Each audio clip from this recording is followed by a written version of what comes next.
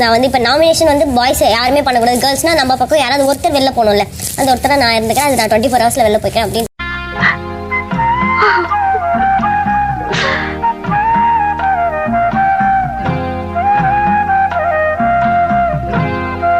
Hi, hello, வணக்கம் and welcome to இது Nandu 100% cotton white dhotis வழங்கும் Bigg Boss season 8. Bigg Boss season 8 day 1 review தான் இன்னைக்கு வீடியோவில் பார்க்க போகிறோம்.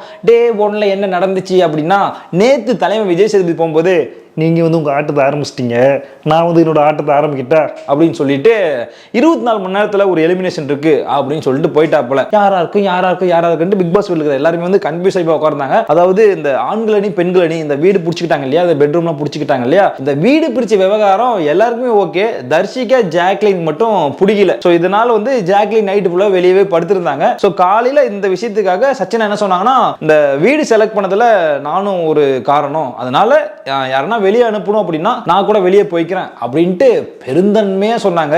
இந்த ஒரு பாயிண்ட புடிச்சுக்கிட்டு எல்லாருமே நாமினேஷன் பண்ணி அந்த பச்சை பண்ண தூக்கி பிக் பாஸ் விட்டு வெளியே போட்டாங்க.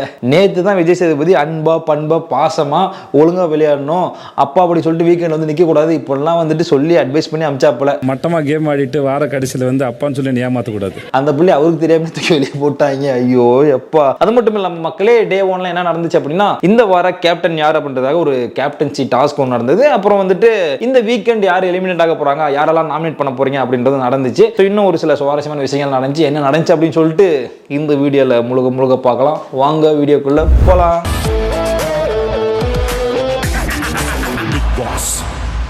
ஓப்பன் பண்ணோடனே ஜாக்குலின் அக்காவை காட்டுறாங்க. அதாவது அக்கா வந்துட்டு தூக்கம் வராமல் கவுந்து புரண்டு படுத்துட்டு இருக்காங்க. ஏன்னா இவங்க வந்து வெளியே படுத்துருக்காங்க, மற்றவங்களாம் ஆய போயிட்டு பெட்ரூம்ல படுத்துருக்காங்க. ஏன் வெளியே படுத்துருக்காங்கன்னா, நேற்று வந்து இந்த வீடு பிரிச்ச விவகாரம் இருக்கு இல்லையா, அது வந்து அக்காவுக்கு ஒத்து போகலை. ஏன்னா அதுக்கு ஆண்களே ஒரு ரூல் சொல்லியிருப்பாங்க. என்ன கண்டிஷன் அப்படின்னா, ஒரு வாரத்துக்கு நாங்கள் சொல்ற அந்த ஒரு வாரத்துக்கு வந்து ஆண்களை யாரும் நீங்க நாமினேட் பண்ணக்கூடாது அப்படின்னு சொல்லியிருந்தாங்க. இது வந்து நான் உடன்படலப்பா, அதனால நான் வந்து உள்ள போல அப்படின்னு படுத்தாங்க. நைட்டு ஒரு சில பொண்ணுங்களாம் வந்து கூப்பிட்டு பார்த்தாங்க, ஆமா உள்ள போலாம் அப்படின்னு சொல்லிட்டு, இல்லை இதுல எனக்கு வந்து விருப்பம் இல்லை அப்படின்னு சொல்லிட்டு இவங்க படுத்தாங்க. சரி தூங்குடி போடி அப்படின்னு சொல்லிட்டு விட்டு போய் தூங்கிட்டாங்க. ஸோ அதனால வந்துட்டு வெளியே புரண்டு படுத்துட்டு இருக்காங்க. அப்படியே பார்த்தீங்கன்னா 4 மணி 5 மணிக்கு மேலே ஆகுது.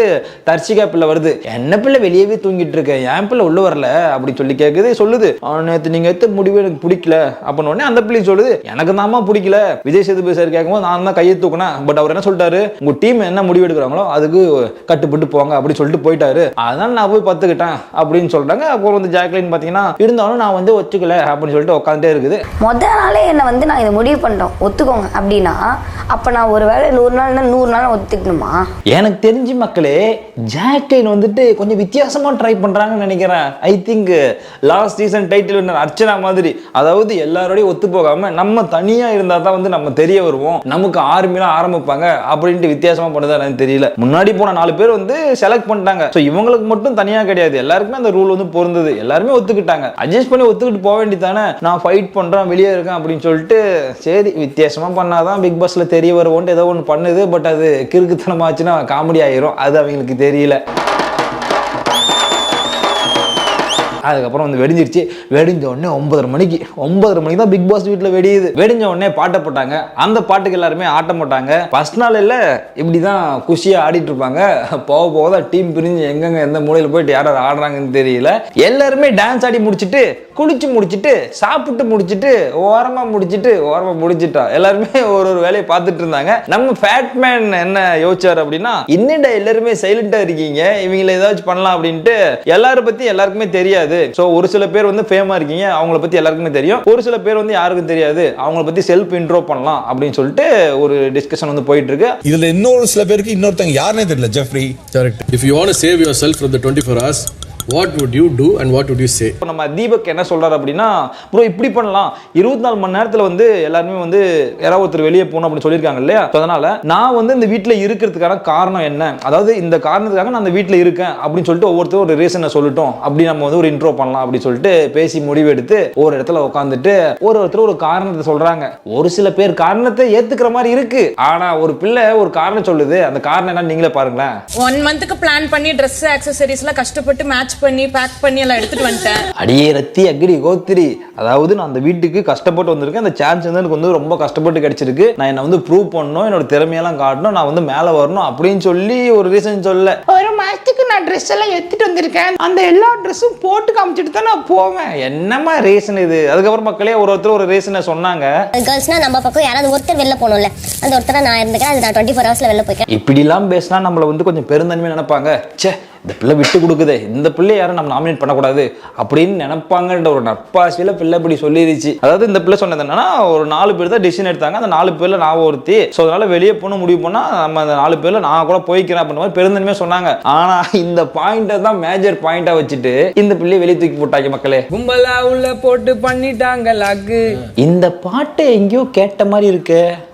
ஓ, தம்பி ஸ்டேஜில் பாடின அந்த பாட்டை தான் எட்டு வந்து இங்கேயும் பாடுறாரா? அதாவது அந்த பாட்டிலே வந்து அவருடைய வாழ்க்கையை வச்சிருக்கேன் அப்படின்றத தம்பி வந்து எடுத்து உரைக்கிறார். அதாவது நான் ஏன் அந்த வீட்டில் இருக்கணுன்றதுக்கு காரணத்தை அந்த பாட்டு மூலியமா சொல்றாரு. நான்லாம் சாப்பாட்டுக்கு கஷ்டப்பட்டு நான்லாம் இருக்கணும், இது மூலம் தான் முன்னேறணும் அப்படின்னு சொல்றாப்புல. சரி, ஓகேடா தம்பி, வேலைடான்னு பாயிண்ட். அடுத்து யாருப்பா? ஒரு வளர்ற கலைஞனுக்கு பிக் பாஸ்ல வாய்ப்பு கிடைச்சிருக்கு அப்படிங்கிறது என்னாலேயே நம்ப முடியல. நிறைய பேரால வெளியே ஏத்துக்கவே முடியல. என்னன்னா, நான் ஒத்த புள்ள, எனக்கு அண்ணன் தம்பி யாரும் கிடையாது, அக்கா தங்கச்சி யாரும் கிடையாது. இந்த ஒரு சமாச்சாரம் மட்டுமே 1/4 மணி நேரத்துக்கு மேல ஓடிச்சு. மக்களே, இப்போ இந்த பிக் பாஸ்க்குள்ள வரும்போது ரெகுலரா இருந்த இன்கம்லாம் வந்து விட்டுட்டு இந்த பிக் பாஸ்க்குள்ள வந்திருக்கேன். ஒரு பாயிண்ட் சொல்லி சட்டு போட்டு முடிச்சு விடுங்க. ஏன்னா வளவளன்னு இழுத்துட்டு இருந்தாங்க. ஒரு 25 இயர்ஸ் என்டர்டெயின் பண்ணிருக்கேன். ட்ரூ. அந்த 25 இயர்ஸ் என்டர்டெயின்மெண்ட் 21st உடையத்தை நான் விட்டே கொடுக்க மாட்டேன். ஒரு சில பேர் சொல்றது ஏத்துக்கிற மாதிரி இருந்துச்சு, ஒரு சில பேர் சொல்றது அடையாறு அப்படின்ற மாதிரிலாம் இருந்துச்சு. மக்களே, அதுக்கப்புறம் பிக் பாஸே கடுப்பாயிட்டு எல்லாரும் வந்து ஒரு இடத்துல உட்காருங்க, அனைவருக்கும் வணக்கம், இந்த பிக் பாஸ் வீடு உங்களை வரவேற்கிறது அப்படின்றாரு. உடனே இவங்களும் ஜாலியா அப்படியே கத்த ஆரம்பிச்சிடுறாங்க. அதுக்கப்புறம் பிக் பாஸ் என்ன சொல்றாருன்னா, இந்த 8வது சீசன் ஆண்கள் தனி அணி, பெண்கள் தனி அணி, எந்த அணி சிறந்தவர்கள்? இந்த பிக் பாஸ் வீட்டில் ஆண்கள் சிறந்தவர்களா, பெண்கள் சிறந்தவர்களா? ஆண்கள் கப்பு வாங்க போறாங்களா, பெண்கள் கப்பு வாங்க போறாங்களா? ஆண்கள் பேர் வாங்கி தர போறாங்களா, பெண்கள் பேர் வாங்கி தர போறாங்களா? பார்ப்போம் அப்படின்ட்டு ஒரு சில விஷயங்கள்லாம். ஏன்னா அப்பதான் பேசுறாரு எல்லார்ட்டையும். இந்த மாதிரி சொல்லி முடிக்கிறாரு. சொல்லி முடிச்ச உடனே இன்னொன்னு சொல்றாரு, ஆண்களும் பெண்களும் அவரவர் வீட்டோட விதிமுறைகளை தேர்வு செஞ்சு என்கிட்ட சொல்லணும். அதாவது ஆண்கள் வீடு அப்படின்னு தனியா ஒரு இடம் இருக்கு இல்லையா? சோ இந்த இடத்த பூரா ஆண்கள் தான் வந்துட்டு ஓனர், ஆண்கள் தான் யூஸ் பண்ண போறீங்க. பெண்களுக்கான இடம் இருக்கு இல்லையா? இதெல்லாம் பெண்கள் தான் வந்து ஓனர். சில ஆண்கள் இடத்துல தான் வந்து பாத்தீங்கன்னா கிச்சன், ஸ்டோர் ரூம்லாம் இருக்கு. இதெல்லாம் வந்து அவங்க தான் வந்து மேனேஜ் பண்ண போறாங்க. சோ உங்க இடத்துல ஒன்னு பண்ணணும் அப்படின்னா நீங்க வந்து ஒரு ரூல்ஸ் வந்து எழுதி கொடுங்க அப்படின்னு பிக் பாஸ் சொல்றாப்ல. அதாவது என் இடத்துக்கு ஒருத்தவங்க வரணும், அங்க வந்து ஒரு பொருளை எடுக்கணும் அப்படின்னா இந்த ரூல்ஸ்லாம் இருக்கு அப்படின்ட்டு நீங்க வந்து எழுதி கொடுங்க, உங்க டீமா டிஸ்கஸ் பண்ணிட்டு சொல்லுங்க அப்படின்னு பிக் பாஸ் சொல்றாரு.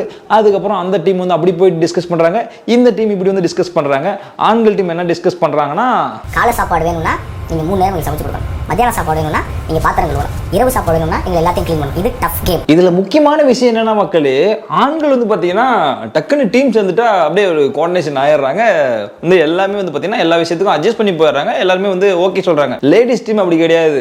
வந்து இல்ல இது எனக்கு பிடிக்கல, இல்ல இந்த பாயிண்ட் எனக்கு செட் ஆகல, இல்ல நான் ஒத்துக்க மாட்டேன், வர மாட்டேன் இப்படின்ட்டு அவங்களுக்குள்ளே அடிச்சுக்கிறாங்க. ஆண்கள் பாருங்க ஒரு 3 பாயிண்ட் நச்சுன்னு வந்து போட்டாங்க. அடுத்து பெண்கள் டீம் வந்து என்ன டிஸ்கஸ் பண்றாங்கன்னா, கன்ஃபெஷன் ரூமுக்கு போகணும்னா ஃபர்ஸ்ட் நீங்க அவங்க வச்சிருக்க டிமாண்ட் வந்து அவங்க வந்து வாபஸ் வாங்கணும். என்னம்மா நீங்க வளவளா கொலகொலான்னு பேசிட்டு இருக்கீங்க? மக்களே நல்லா நோட் பண்ணி பாருங்க. இந்த சஞ்சனா பிள்ளை தான் வந்து இந்த இடத்துல இத்தனை பேர் மத்தியிலையும் வந்து அந்த பிள்ளை தான் வந்து போல்டா பேசிட்டு இருக்குது. ஆனா அந்த பிள்ளைக்கு வெளியே போட்டாங்களே. சரி ஓகே மக்களே, இவங்க என்ன டிஸ்கஸ் பண்றாங்கன்னா, கன்ஃபெஷன் ரூமுக்கு யாரா வந்தாங்கன்னா சோ வந்து அந்த ரூல் இருக்கு இல்லையா? அதாவது ஒரு வாரம் வந்து பாய்ஸ் யாரை நாமினேட் பண்ணக்கூடாது அப்படின்ற ஒரு கண்டிஷன் போட்டுருக்காங்க இல்லையா? அந்த கண்டிஷனை வந்து அவங்க வந்து வாபஸ் வாங்கணும் அப்படின்ற மாதிரி இவங்க எல்லாம் டிஸ்கஸ் பண்ணி ஒரு பிளான் பண்ணி வச்சிருக்காங்க. ஃபைனலா திரும்பவும் ஹால்ல கூட்ட உட்கார வச்சுட்டு பிக் பாஸ் பேச ஆரம்பிக்கிறாரு. என்ன சொல்றாருன்னா, நான் யார எப்ப வர சொன்னாலும் உங்க ரூல்ஸ் அப்ளை ஆகாது. கன்ஃபெக்ஷன் ரூமுக்கு நான் கூப்பிட்டா அவங்க வருவாங்க, இது வந்து உங்க ரூல்ல வந்து சேராது அப்படின்னு சொல்லிட்டாப்பல. ஐயோ மாட்டிக்கிட்டாங்களே. இப்படி அந்த ஒரு பாயிண்ட் வச்சுதான் ரொம்ப ஸ்ட்ராங்கா வந்து கேர்ள்ஸ் டீம் உட்காந்து இருந்தாங்க. அதுலயும் கோட்டை விட்டுட்டாங்க. ஃபைனலா பிக் பாஸ் வந்துட்டு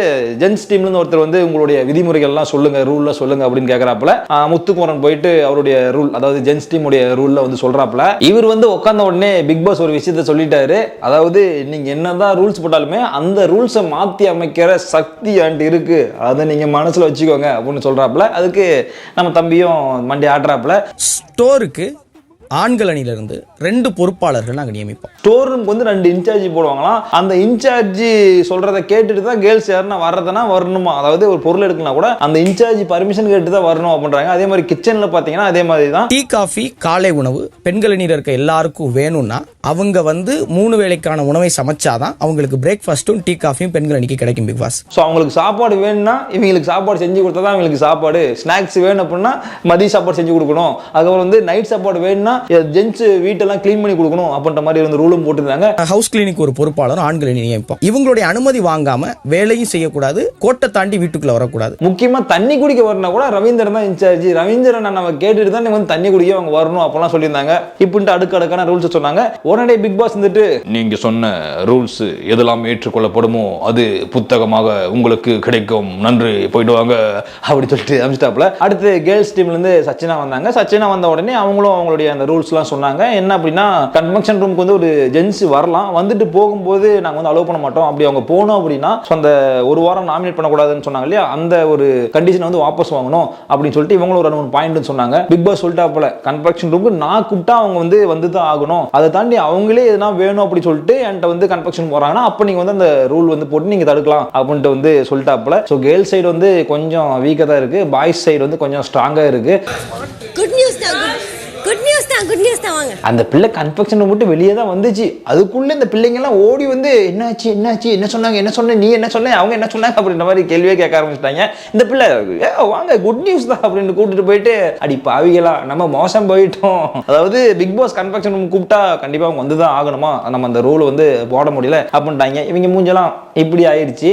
சார் கூப்பிட்டு கன்ஃபெஷன் ரூமுக்கு வந்தா நம்ம விதிமுறைகள் அப்ளை ஆகாது. அப்படி அங்க இருந்து ரைட் எடுத்து இந்த பக்கம் கார்டன் ஏரியாக்கு வந்தா ஒரு 3 அம்மனிங்க உட்காந்துட்டு ஏண்டி இந்த ஆம்பளை பசங்க எல்லாம் பாருங்க டீமா சேர்ந்து எவ்வளவு கோஆர்டினேஷனா இருக்காங்க, நம்ம பொம்பளை பிள்ளைங்க தான் ஒண்ணுமே சரியில்லை, அது பிடிக்கல இது பிடிக்கல அப்படின்னு சொல்லிட்டு இருக்காங்க அப்படின்ட்டு நான் அப்ப சொன்னல ஒரு விஷயம். அந்த விஷயத்தை வந்து அவங்க 3 பேரும் பேசிட்டு இருக்காங்க. ஜென்ஸ்ல வந்து பாத்தீங்கன்னா ஒரு கோஆர்டினேஷனா ஒரு விஷயம் ஒரு டீல் எடுக்கிறாங்கன்னா எல்லாருமே ஓகே நிறாங்க. ஆனா லேடி சைடு பாத்தீங்கன்னா ஒரு சில பேர் ஒத்துக்க மாட்டேங்கிறாங்க, ஒரு சில பேர் பிடிக்கலங்கிறாங்க, ஒரு சில பேர் வேற கருத்து சொல்றாங்க. இதனாலேயே வந்து அவங்களுக்கு கொலாப்ஸ் ஆகி போயிட்டு இருக்குது. என்னமா பேசிட்டு இருக்கீங்க வாங்க எல்லாருமே வந்துட்டு ஹால்ல உட்காருங்க மட்டும் பிக் பாஸ் கூப்பிட்டு இந்த சீசன் 8 உடைய முதல் எலிமினேஷன் நடைபெற இருக்கிறது, உங்களுக்கு பிடிக்காத அந்த நபரை பத்தி ஒரு அருமையான காரணத்தை சொல்லி நீங்க நாமினேஷன் செய்யலாம் அப்படின்னு பிக் பாஸ் சொல்றாப்ல. எல்லாரும் மூஞ்சிலே ஷாக்கு, யார சொல்றது என்ன பண்றது 24 மணி நேரத்துல யார் வெளியே போறாங்க அப்படின்னு சொல்லிட்டு ஒருத்தரா போயிட்டு ஒருத்தரை நாமினேஷன் பண்றாங்க. ஒரு சில பேர் சொன்ன பாயிண்ட், அதாவது எல்லா சீசன்லயும் தெரியும் இல்லையா, இவர் வந்து எனக்கு டப் கண்டஸ்டண்டா தெரியுறாரு அதனால நான் நாமினேட் பண்றேன் அப்படின்னு ஒரு சில பேர் சொன்னாங்க. சில பேர் வந்துட்டு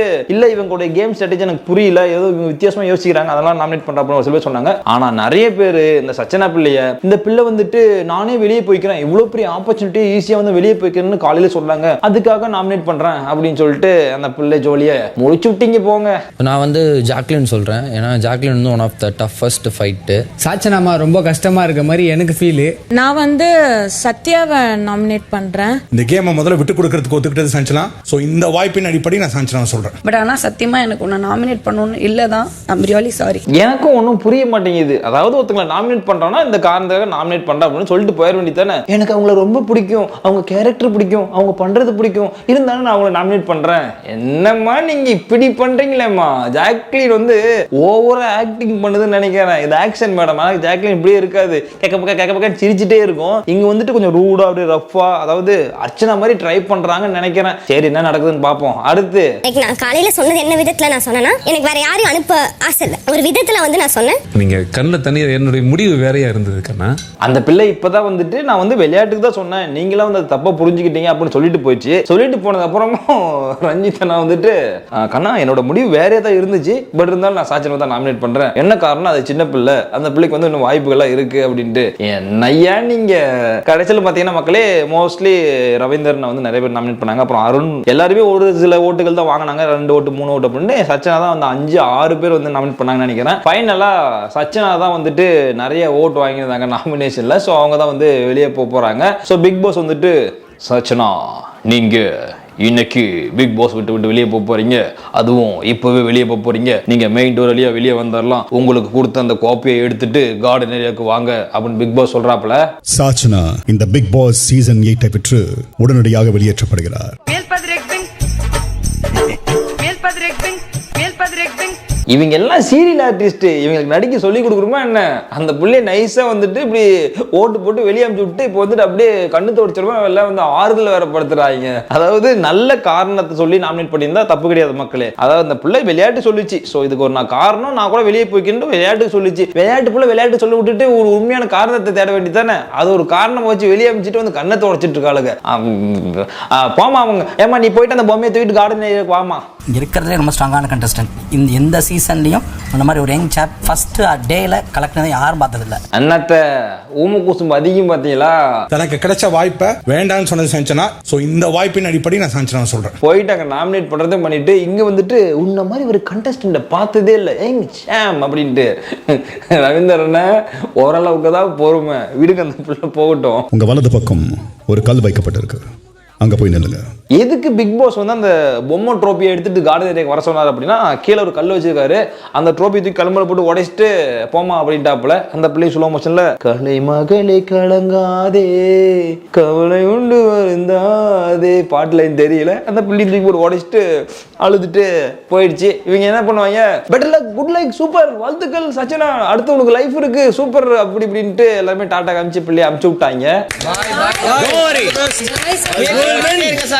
உங்களுக்கு தெரியுமா நான் சமாதானம் போனீங்க? நீங்க முதல்ல கேட்கணும். அதுக்கு தான் என்னம்மா ஃபர்ஸ்ட் நாளே இப்படி வம்பிழுத்துட்டு இருக்க? நாமினேஷன்னா ஒருத்தரையும் பண்ணதான் செய்வாங்க. அதாவது ஜாக்லின் எதுக்கு வந்து அவர்கிட்ட சண்டை போட்டு இருக்குன்னா, முத்துக்குமரன் நைட்டே வந்துட்டு ஏமா நீ மட்டும் வெளியே படுத்துட்டு உள்ள போமா அப்படின்னு சொன்னோடனே, இல்ல அவங்க சொன்ன அந்த ரூல்ஸ் நான் ஒத்துக்க மாட்டேன், அதனால உள்ள போக மாட்டேன், இங்கே இருப்பேன் அப்படின்னு. நாளைக்கு இந்த 20 மணி நேரத்துக்கு உன்னை வெளியே அனுப்பிச்சாங்கன்னா பரவாயில்ல, என்னதுக்கு நான் பரவாயில்ல பண்ணி அவன் வந்து ஹேட்ஸ் அப் அப்படின்ட்டு போயிட்டாப்புல. காலையில் அந்த பிள்ளைங்களாம் வந்துட்டு கூப்பிட்டு பேசுறதுக்கு இந்த மாதிரி உள்ள போயிடுச்சு. அதுக்கு என்ன சொன்னாப்புல, அவ்வளோ ஸ்ட்ராங்கா நைட்டு ஃபுல்லாக வந்துட்டு வெளியே தூங்கிட்டு காலையில் வந்து இந்த மாதிரி உள்ள போயிடுச்சு, அதனால வந்து அவங்க வந்து உடஞ்சிட்டாங்க அப்படின்னு நினைக்கிறேன் அப்படின்ட்டு நாமினேட் பண்ணியிருந்தாப்புல. அது வந்து நீ என்கிட்ட கேட்கணும், நான் ஏன் உள்ள போனேன்ட்டு என்கிட்ட கேட்டீங்கன்னா அப்படி இப்படி சொல்லி பேசிட்டு இருக்குது. ஜாக்லின் ஏதோ பெரிய பர்ஃபார்மன்ஸ் பண்றேன்னு சொல்லிட்டு பல்பு வாங்க போறாங்கன்னு நினைக்கிற மக்களே. இவங்க ஒரு பக்கம் இப்படி சண்டை போட்டுட்டு இருக்குன்னு அப்படியே இந்த பக்கம் பாத்ரூம் சைடு வந்தா இங்க அருண் வந்து ரொம்ப ஃபீல் பண்ணி அழுதுட்டு இருக்காப்புல.